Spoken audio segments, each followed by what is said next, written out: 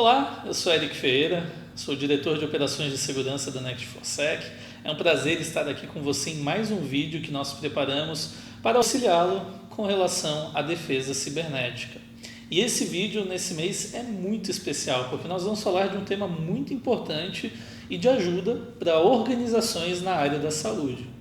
E nada melhor do que chamar um especialista na área para a gente falar um pouco da área da saúde. Nós temos aqui conosco o Nityananda Portelada, que é um parceiro e hoje faz parte da equipe de privacidade da Next4Sec. Nit, é um prazer estar aqui com você, fica à vontade para falar com o pessoal.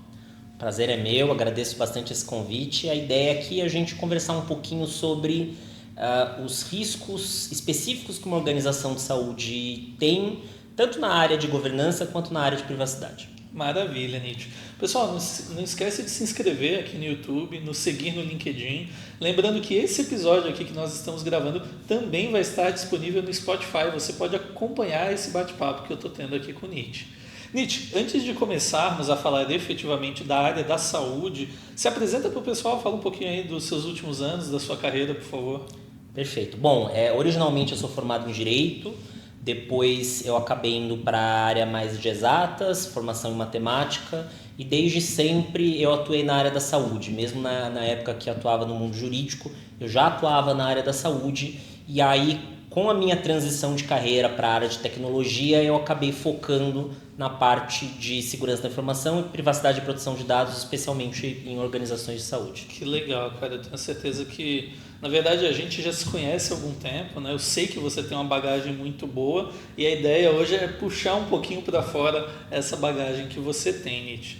Nit, quando a gente fala da área da saúde, tá? E você, profissional da área da saúde, ou você que atua no mercado e observa os movimentos, ela é uma das áreas com maior risco que existem, tá? Porque nós falamos de vidas, né? Então toda vez que a gente se depara para falar de segurança da informação na área da saúde, a gente fala, cara, estamos lidando com vidas. Então a consequência não é mais só financeira, né? É uma consequência de vidas. E aí eu queria te perguntar, Nit, para a gente começar, na sua visão, quais são os principais riscos que estão relacionados principalmente ao comportamento humano que afetam a área da saúde? O que é que você acha que afeta um pouco essa área?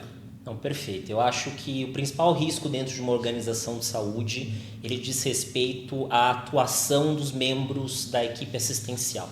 A equipe assistencial composta de médicos, enfermeiros, nutricionistas e toda pessoa que está assistindo aquele paciente, ela tem acesso a dados extremamente sensíveis. São dados de saúde, muitas vezes em organizações que atendem crianças, são dados pediátricos, e esse tipo de dado, se tratado equivocadamente, ele acaba causando um grande dano, não só para a organização, mas principalmente para quem mais importa, que é para essa pessoa. Um dado maltratado pode gerar um tratamento médico inadequado, pode gerar um impacto social para aquela pessoa, por exemplo, no diagnóstico de alguma doença infecto-contagiosa. Sim. Então, acho que o principal risco diz respeito a pessoas e sua conscientização. Caramba, Nit, faz todo sentido, tá? E aí eu vejo um outro desafio que a gente encara nessa área, que é em relação aos médicos.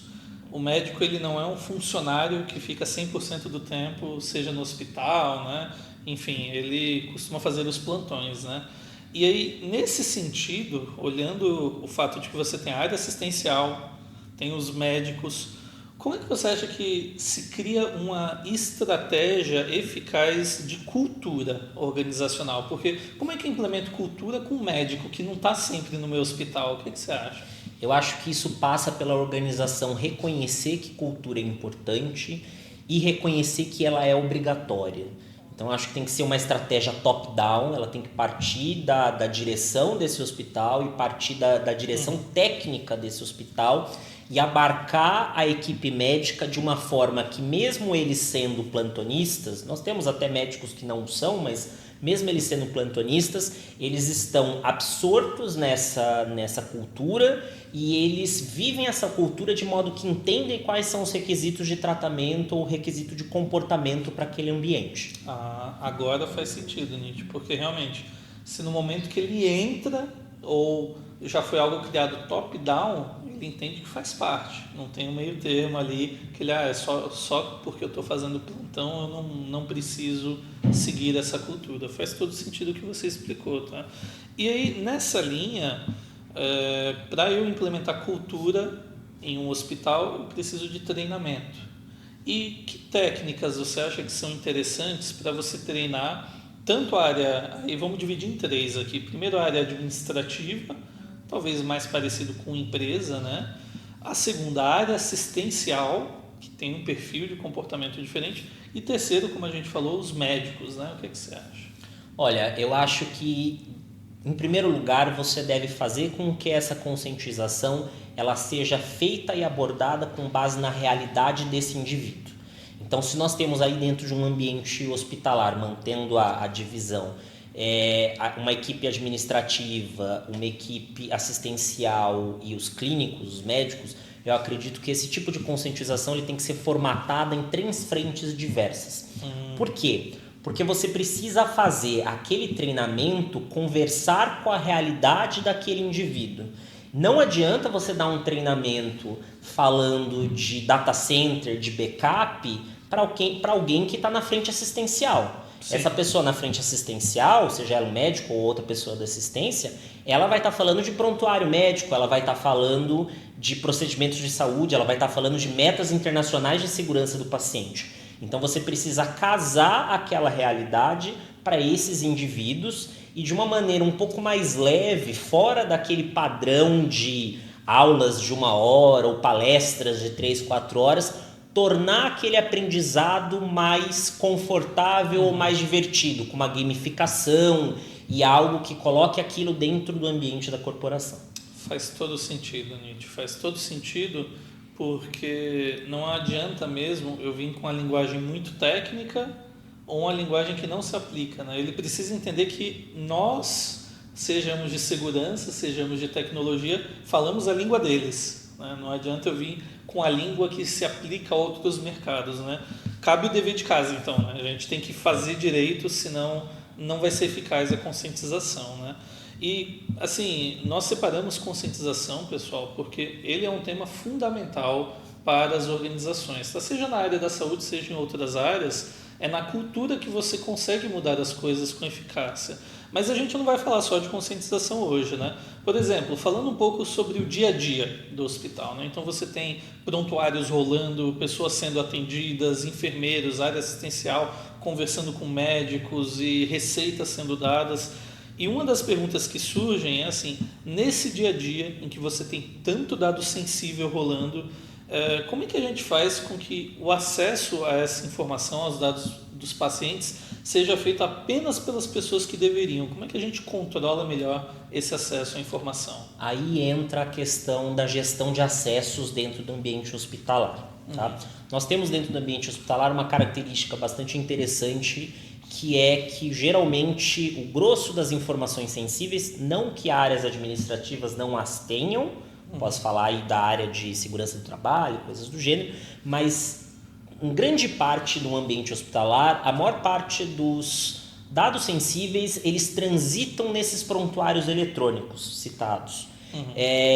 Isso faz com que o acesso a esses prontuários e a gestão desse acesso seja tão importante, porque você tem ali algumas situações onde aquela característica de qualquer login de médico ou qualquer login de um enfermeiro acesse aquela informação, isso pode ser extremamente prejudicial, como quando a gente fala, por exemplo, de pessoas publicamente expostas.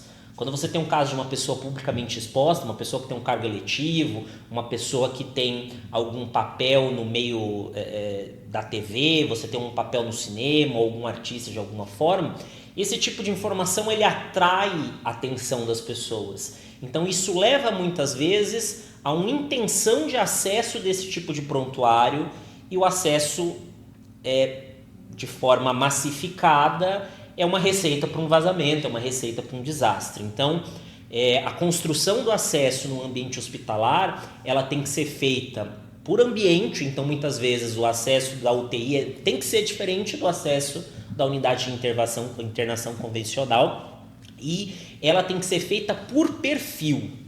Então, o chefe da UTI ele vai ter um acesso diferenciado, com acesso diferenciado. Muitas vezes, outras pessoas elas vão ter o acesso somente àquele paciente dela. Isso vai muito contra ao que muitas vezes no meio assistencial você verifica, porque você tem a preocupação de, no caso de uma parada cardiorrespiratória, ou no caso de uma emergência, aquela pessoa não conseguir acessar o prontuário para saber o que vai fazer, mas isso é resolvido de forma de você estratificar. Então, os médicos daquele andar acessam os prontuários daquele andar e assim por diante. Mas isso gera muito trabalho, isso gera necessidade de padronização diferenciada dos prontuários.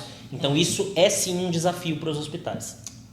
É um desafio que todos nós que atuamos com a área da saúde encaramos, né?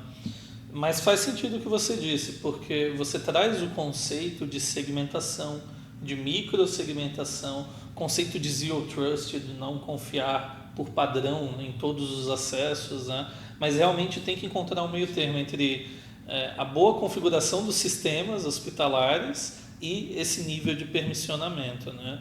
De todo modo, ter um permissionamento eficaz vai ser melhor do que ter um ataque que leve a vazamento de dados, que um atacante tenha acesso a um prontuário, modifique uma receita de um paciente, modifique alguma dosagem que é dada e você tem consciências graves. Então, apesar do trabalho que é gerado, o benefício é muito bom se feito adequadamente, né? E eu vou até um pouco mais. Quando você tem uma situação onde os prontuários eles ficam completamente abertos, você traz o risco de um clínico evoluir outro paciente sem identificar que a evolução está equivocada. Então você abre aí num risco de identificação equivocada do paciente, você abre um risco de maltratamento, de piora do quadro clínico e de um incidente, agora não de segurança da informação, mas de um incidente de segurança do paciente. Faz todo sentido, gente, faz todo sentido. E aí, falando de acessos, um dos pontos relevantes que nós lembramos é o papel do DPO, porque o DPO, Data Protection Officer, ele tem um relacionamento estreito entre os stakeholders, o executivo do hospital e as áreas assistenciais e médicas. Ele faz essa ponte de comunicação. E como é que você acha que o DPO ele pode engajar a organização para que ela consiga implementar esses controles que nós estamos falando?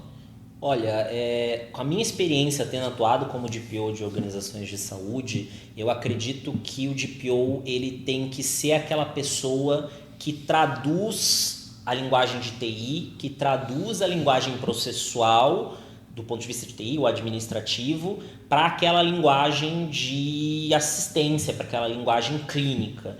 Então ele é a pessoa que precisa fazer o link para essa área clínica, para essa área assistencial, para que essas medidas elas sejam tomadas. Então eu sempre me portei muito no sentido de ir até os andares, ir até a UTI, até a unidade de internação e colocar à disposição, entender quais são as dificuldades daqueles indivíduos com base nas regras que foram geradas e aí entender se aquelas regras não devem ser modificadas. Então, já aconteceu da gente implementar uma regra específica de gestão e não ter visualizado uma necessidade que poderia acontecer numa situação de emergência e quem me alertou isso foi um residente. Porque você tinha uma boa comunicação. Exatamente. Lá na ponta, né? E aí, com base nesse alerta do residente, nós entendemos que realmente ele estava certo e aí modificamos as regras, modificamos a abordagem. Caramba, Nietzsche. Então, um dos caminhos, eu até diria mais, né? O DPO não vai fazer só a ligação da tecnologia com as áreas assistenciais, administrativas, mas ele traduz múltiplas linguagens, porque ele traduz a área jurídica, jurídico e de compliance, que a gente já vai falar, a área tecnológica para comunicar com as áreas assistenciais e ele também comunica com o negócio, como business, né? Então ele vai fazer a comunicação executiva, vender as ideias para o executivo de uma forma que já esteja aprovada pelas áreas assistenciais e que o executivo aprove, né? Muito interessante esse case que você trouxe. E falando agora de um tema complexo, né? A gente passou aqui, pincelamos a parte de conscientização, a parte de gestão de acessos. Teria muito mais a se falar se a gente fosse conversar aqui a fundo, mas um dos aspectos mais complexos gestão de governança de risco para as áreas da saúde é o compliance. Então, quando a gente começa a falar de compliance, a gente pensa em infinitas normas, infinitos frameworks, tudo que o hospital participe ele tem que cumprir, mesmo que seja um mínimo requisito, ele tem que cumprir. E uma das coisas que eu queria te perguntar, Nietzsche, é como é que a gente vai atender esses riscos regulatórios, tá? Seja da Lei Geral de Proteção de Dados, seja de compliance do hospital, como é que a gente faz para atender isso, tanto na LGPD quanto de outros frameworks, na sua visão? Perfeito. Eu gosto de falar que o papel de um DPO ou de um Compliance Officer, ou enfim, ele não é necessariamente aquele papel que ele é visto muitas vezes. Então tem-se a visão que é a pessoa que proíbe, né? Sim. E eu acredito que, na verdade, essa posição, Compliance Officer, DPO, que seja, ele tem uma posição que, a não ser que seja uma situação extremamente bizarra, crítica, que realmente a gente esteja falando de um ilícito, de um vazamento, ele tem uma posição de trazer resolução. Tá? Então, assim, não adianta nada você estar 100% seguro, porque a gente sabe que é uma mentira, mas vamos partir do pressuposto que é possível se estar 100% seguro e o hospital não funcionar. Eu não consegui admitir paciente, eu não consegui tratar esses pacientes. Então, a posição para conformidade é entender os itens que precisam ser atendidos e fornecer soluções para que esse atendimento ocorra da melhor forma possível, sem impactar no negócio, ou impactando no negócio de uma forma que você consiga lidar com aquilo. Porque não adianta nada você ter aquele papel proibitivo. E no começo tinha muita gente que falava a LGPD proíbe tratar dados de saúde. Em momento nenhum ela proíbe isso. Muito pelo contrário. Muito equivocado. Ela fala que para você tratar dados você precisa ter uma justificativa, você precisa ter uma base legal. Então é possível cumprir as legislações, seja ela anticorrupção, seja ela LGPD, seja ela legislações específicas para a área da saúde ou regulamentações do Conselho Federal de Medicina. Nós temos várias regulamentações aí, sem você impactar no negócio. Então você deve você deve trazer soluções, trazer aquele compliance, mas de uma maneira que isso vire diferencial competitivo e não apenas uma proibição. Tá aí um ponto interessante, né? Até comentando sobre isso, acho que de uma maneira pragmática nós podemos dizer que é fazer um mapeamento do que eu tenho que atender. Então, quais são as regulamentações, LGPD, compliance regulatórios? Você falou do Conselho Federal de Medicina, são outros que você tem que somar e fazer um mapeamento do que tem que ser atendido. Mas um ponto que você citou é esse entendimento equivocado de que a LGPD proíbe algo. E eu já recebi, tenho certeza que você que está assistindo com a gente, você, Nietzsche, já passou por isso, que é você tá fazendo uma tramitação legal, normal, e em algum momento ela parar porque alguém diz assim, a LGPD não permite que seja feito mais. Eu já passei por isso, estava pedindo um contrato pessoal, de um assunto pessoal, eu não posso te entregar o contrato porque é LGPD. Eu não, peraí, é o seu DPO que não soube implementar o controle adequado para me entregar o documento. A LGPD não tem nada a ver com isso, e eu acredito que isso aconteça também na área da saúde, né? De você ter ali muitos mais receios do que soluções. Mas você falou algo que eu acho muito importante para o público que está aqui conosco, que não adianta nós só implementarmos os controles, o compliance, a LGPD. Isso tem que ser vendível, tem que ser comercial até, eu diria. Então você tem que anunciar que você atende tal requisito, que você está em conformidade com a LGPD, que você é um hospital seguro, porque isso é um diferencial no mercado, né? Então você se posicionar como referência no mercado em segurança é algo que as equipes de tecnologia, o DPO, devem levar em conta. Né? Eu tenho uma frase que eu gosto muito de falar, que ela vem do compliance, que a frase original não adianta você ser honesto, você precisa parecer honesto. Sim. E a gente pode traduzir isso com não adianta ser seguro, você tem que mostrar que você é seguro.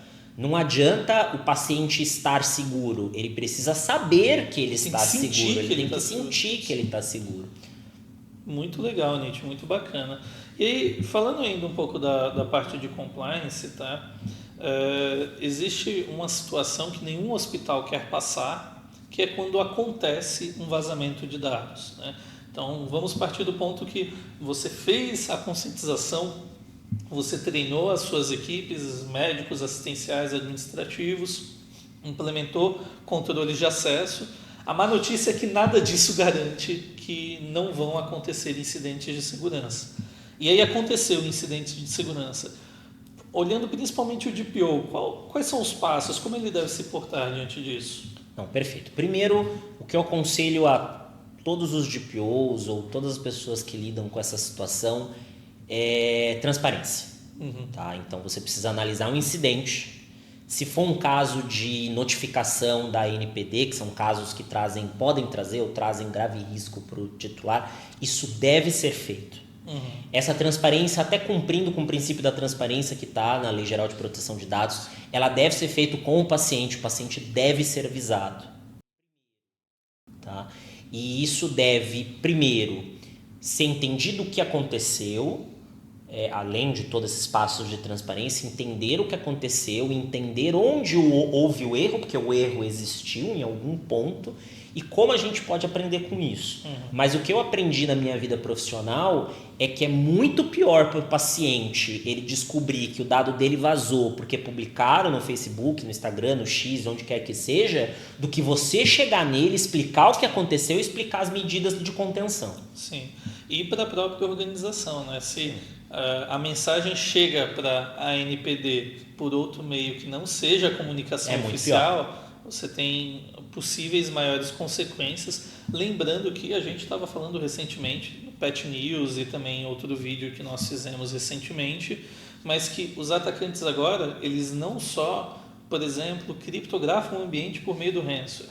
O principal foco deles é a exfiltração de dados e é vender na internet. Então você vai atacar um hospital que o core business, se não fosse salvar vidas, seria dados, né? É o segundo item de maior valor ali dentro da organização. É óbvio que esse dado vai parar na Dark Web à venda, na Deep Web à venda. Então é um risco que você não pode correr como DPO e como organização, né? A organização não é recomendável sequer cogitar esconder aquele evento, porque ele vai vir à tona e vai ser de uma maneira pior, né? Bacana, Nietzsche, muito legal o bate-papo aqui, estou gostando bastante. Acho que você trouxe pontos bem interessantes para a gente conversar, tá? E uma outra pergunta que eu preparei aqui que eu acho interessante, tá, nós conversarmos, é quando a gente fala de riscos no geral.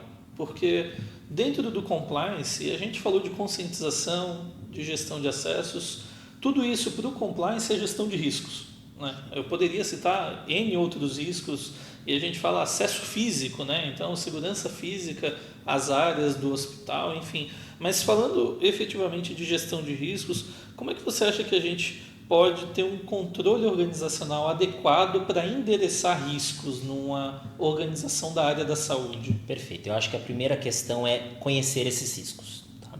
A área da saúde ela tem uma maturidade muito grande quando trata de risco do paciente. Então, você tem uma área de qualidade, um setor de qualidade hospitalar que já trabalha muito com isso, mas existe uma deficiência de se entender riscos como algo que atinge não só o paciente, mas todos os outros aspectos da organização. Sim. Então, acho que a primeira questão é conhecer esses riscos, é mapear esses riscos.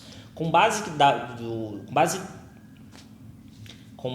nesse mapeamento, você vai conseguir entender se esse é um risco que deve ser mitigado e aí tomar suas condutas, se ele deve ser excluído, então nós vamos descontinuar um processo ou descontinuar aqui esse risco, essa etapa, ou se eles são riscos que eles devem ser terceirizados com algum tipo de seguro, alguma coisa assim.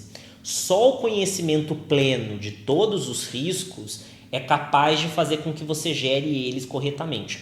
E o problema para conhecer os riscos é que você deve conhecer os processos. E dentro do Brasil, você tem o costume, não que não seja assim em outros países, mas você tem o costume de que muita parte dos processos eles sejam people-based, ou seja, eles são vinculados à pessoa. É aquela pessoa que sabe fazer é aquele gerente que sabe como faz, a gente não tem isso escrito, a gente não tem isso formalizado. Quando eu não tenho isso escrito, eu não tenho isso formalizado, eu não conheço aquele processo. Quando eu não conheço aquele processo, eu não consigo gerir riscos. Então, a grande dificuldade no hospital é entender todos os processos, formalizar todos esses processos e, novamente, cultura. Mudar a cultura da empresa para que os processos eles não sejam mais people-based, mais process-based. E aí você consegue, formalizado com aquilo, acompanhar e entender aquele risco. Eu vou dar um exemplo. Existia um processo de impressão de documentos de alta hospitalar. Aquele processo não era mapeado. Quando se mapeou aquele processo, entendeu-se que ele era impresso em impressoras que não estavam em locais adequados e isso gerava um risco. Se esse processo não fosse mapeado, e nesse caso ele foi mapeado pela área de processos mesmo, seria impossível entender que existia aquele risco. Tá? Aquele risco ele era muito abstrato, não concreto. Então, eu acho que conhecer, mapear e gerir corretamente é o ideal. Cara, Nietzsche, eu acho que a gente chega no ápice desse bate-papo com esse conceito que você colocou aqui, porque em todos os projetos que a gente atua, sejam da área da saúde, sejam outros, uma das coisas que eu sempre falo é que não adianta chegar e querendo resolver algo que eu gosto. Por exemplo, eu gosto de uma determinada área tecnológica e eu quero resolver problemas de Linux, eu quero resolver problemas de rede, de segurança, enfim, não é o que eu gosto. São os riscos que o negócio tem. E para eu entender de risco, eu tenho que entender os processos. E aí a gente volta no assunto do engajamento top-down. Porque para eu procedimentar toda a organização, eu preciso de apoio executivo. Porque aí vai ter que engajar as outras áreas. Isso é impossível. E aí as outras áreas vão ter que se mover para que o processo seja criado e permita que seja o DPO, seja o consultor, seja o time de segurança, o time de compliance, avalie esses processos. Porque se não houver esse engajamento, primeiro top-down e das outras áreas, não vai ser o DPO que vai chegar na área do fulano e falar, vamos fazer o processo aqui da sua atividade cotidiana. Né? Mas acho que o ponto focal realmente é gestão de riscos, é olhar o que tem de problema na organização e focar naquilo. E não em levar soluções esparsas ou genéricas que vão até endereçar algum risco. Né? Então eu posso hoje chegar em um ambiente e falar, hoje a gente vai resolver todos os problemas de sistema operacional que vocês têm. Né? Vamos atualizar todos os sistemas operacionais, Linux, Windows, vai resolver uma camada de superfície de riscos. Mas será que eu estou pondo os meus esforços no lugar certo? E isso eu só vou saber fazendo um mapeamento de processos. Né? E isso até traz uma conscientização para a empresa, para esse hospital, de como funciona aquele processo. Nós trabalhamos em áreas pré-determinadas, então a gente conhece o nosso trabalho. A gente até conhece o trabalho da área que vem posterior, mas ele é um pouco macro, ele não é especificado. Então, por exemplo, num ambiente hospitalar, você tem um paciente que chega, você faz a triagem, você é atendido pelo clínico, pensando num pronto-socorro, ele vai ser atendido pelo clínico, vai gerar uma conta hospitalar, essa conta hospitalar vai ser passada para a área de faturamento, de contas, essa conta é levada para o plano de saúde, ele pode glosar ou não, falando aí de um atendimento vinculado a um plano de saúde, e isso depois fica em algumas organizações, essa cobrança vai especificamente para o financeiro, contas a receber, alguma coisa do gênero. Se a organização não conhece esse processo, você tem um problema dessas áreas individuais alterarem um processo que vai impactar em toda a cadeia sem nem saber sobre isso. Então você precisa conhecer o processo ponta a ponta até para saber entender se essa solução que nós como consultores estamos fornecendo, se isso não vai atrapalhar determinado momento daquele processo todo que em última instância está trazendo valor para todos os envolvidos. Cara, muito bem observado, Nietzsche. Eu acho que no fim do dia, essa é a mensagem geral do que nós levamos à organização. É uma tentativa de unificar com o executivo, unificar as áreas para fazer melhorias, porque não adianta no fim do dia, e aí eu como profissional de segurança, eu quero fazer as melhorias, mas eu estou sozinho aqui, e aí toda vez que a gente vai fazer uma melhoria, cara, a gente não consegue porque tem a área A que depende da área B, que depende da área C, e a gente não tem acesso a elas. Então é um investimento que não vai para lugar nenhum, porque a gente não vai ser eficaz, né, no nosso trabalho. Mas felizmente o que nós estamos levando aqui é a ideia de trazer melhorias top-down e envolvendo outras áreas, né? Realmente cultura. É você não só trazer alguém de segurança para ficar numa cadeira, mas melhorar a cultura, né? Isso é um pouco do programa que nós desenvolvemos, né, Nietzsche? Você quer falar um pouco do programa para a área da saúde que a Next Forsec desenvolveu? Bom, perfeito. A gente tem um programa voltado especificamente para a área da saúde.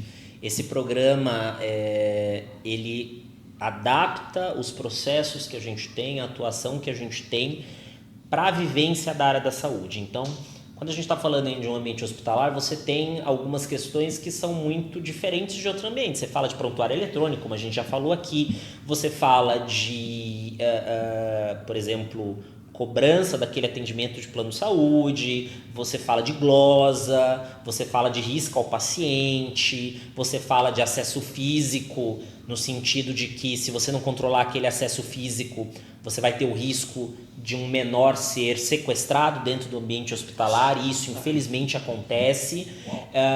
Então você precisa de um programa de governança, você precisa de um programa de segurança que leve isso em conta, que leve essa preocupação, que não pense só em acesso físico de alguém vai acessar um terminal e vai imprimir um prontuário. Não, eu preciso de acesso físico porque há o risco de sequestro. Há um menor envolvido, há um risco desse menor ser extraviado. Então, esse diferencial nesses programas de governança, nesse programa de segurança, nesse programa de privacidade e proteção de dados, é entender o que a organização hospitalar necessita e atuar dessa maneira de forma que a gente possa prestar um serviço direcionado e especializado para essas organizações de saúde. Então, quando a gente está falando de governança, de GRC, nós tratamos sim de governança, mas com o olhar da saúde, com o olhar em como isso vai impactar a assistência, com o olhar de como essa segurança que nós estamos trazendo, como essa proteção de dados que a gente está trazendo também impacta naquele paciente. Então eu gosto de repetir praticamente a exaustão que segurança da informação também é segurança do paciente. Controle físico é segurança do paciente, controle dos seus dados é segurança do paciente, identificação correta em sistema é segurança do paciente, é a Meta 1 internacional de segurança do paciente. Então, o nosso trabalho nessa vertente da saúde é prestar o serviço que a gente presta, mas com o olhar da saúde, com o olhar que nós somos também, tal qual um médico ou um enfermeiro, claro, em um menor grau assim, de maneira muito inferior, mas nós também estamos cuidando do paciente daquela organização. Que legal, Nietzsche. Muito obrigado pela sua explanação. Eu acho que ficou bem claro como a Next Forsec está engajada em apoiar as organizações da área da saúde, e nós desenvolvemos esse programa com a experiência que nós adquirimos com os nossos parceiros, com os nossos clientes na área da saúde, mas também com a intenção de melhorar a capacidade da área da saúde no Brasil, que nós sabemos que não é sucateado, mas que existem sim limitações. Tá? Se você sai dos centros das grandes cidades do Brasil, você tem limitações muito grandes em relação à área da saúde, e os riscos estão aí, né? Então, a sua mensagem final é muito boa, Nietzsche. Eu queria agradecer por você ter topado fazer esse bate-papo comigo hoje. Eu que agradeço. A gente é amigo de longa data, mas foi muito bacana fazer esse bate-papo. Acho que foi muito enriquecedor. Espero que você que nos acompanhou fique à vontade para tirar dúvidas, para conversar conosco a qualquer momento. Tenho certeza que vai ser muito bom para ambos podermos somar, e essa discussão é uma discussão relevante para todo mundo. E caso você queira conhecer um pouco mais desse programa que nós desenvolvemos, fala com o nosso comercial, a gente pode fazer uma apresentação, conheça o Nietzsche, conheça a mim e outras pessoas aqui da equipe. Nós estaremos disponíveis para apresentar a vocês e auxiliá-los a aumentar a maturidade da sua organização, tá bom? Foi um prazer estar aqui nesse vídeo e a gente se vê na próxima. Até mais. Tchau, tchau.